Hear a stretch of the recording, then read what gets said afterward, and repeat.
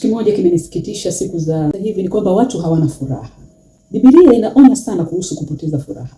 Habakuki anasema furaha imepotea na vitu vimekauka.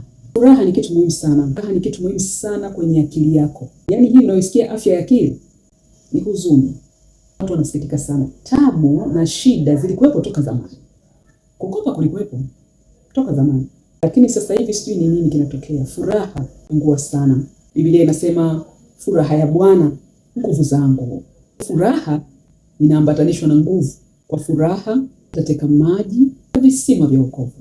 Kwa furaha. Paulo anasema furahini katika Bwana siku zote. Tena nasema furahini. Furaha. Paulo alikuwa gerezani na alikuwa na furaha. Kuna kitu kinaitwa mafuta ya furaha. Naomba Mungu akupake mafuta hayo ya furaha kwenye kipindi hiki cha Kwaresma. Saidia wengine wafurahi. Ndio maana unakuta vitu vinavyopata watu wengi sana kuangalia ni vichekesho kwa sababu ya kutafuta furaha. Pombe kwa sababu ya kutafuta furaha. Uhuni kwa sababu ya kutafuta furaha. Naomba Roho Mtakatifu akupake mafuta ya furaha kupita wenzio wote. Vitu vingi vimekwamisha kwa ajili ya furaha. Umefika mahali hata sasa unabarikiwa pia huwezi kufurahi. Watu mbaki wanaonyesha meno tu na kucheka, lakini ile furaha ndani yao haipo. Mungu akurejeshe furaha kwa Kwaresma hii. Kuna mambo machache yanaweza kukuondolea furaha. La kwanza kabisa kujilinganisha.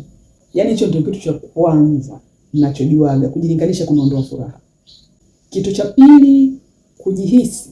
Unahisi wananicheka, unahisi wananichukia, unahisi wamenitenga, unahisi. Yaani unahisi kiukweli haiko hivyo lakini unahisi. Kitu cha tatu kuwa huru. Kuwa huru kufanya kitu unachotaka kufanya. Usiogope watu.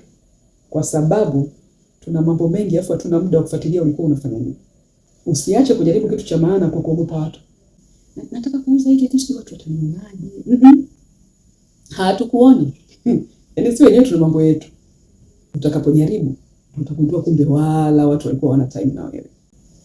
Mungu akurejeshe furaha yako. Mimi nakwambia kuna watu maskini, tunawaita maskini, wana furaha pana kwa ugali wao na maharage yasiyo na kitunguu wala mafuta. Alafu wana furaha. Ndio maana Paulo aliposema Mungu amenipaka mafuta kupita wenzangu wote, alikuwa anaongelea gerezani. Mungu akusaidie. Mwambie Mungu nirudishie roho ya furaha.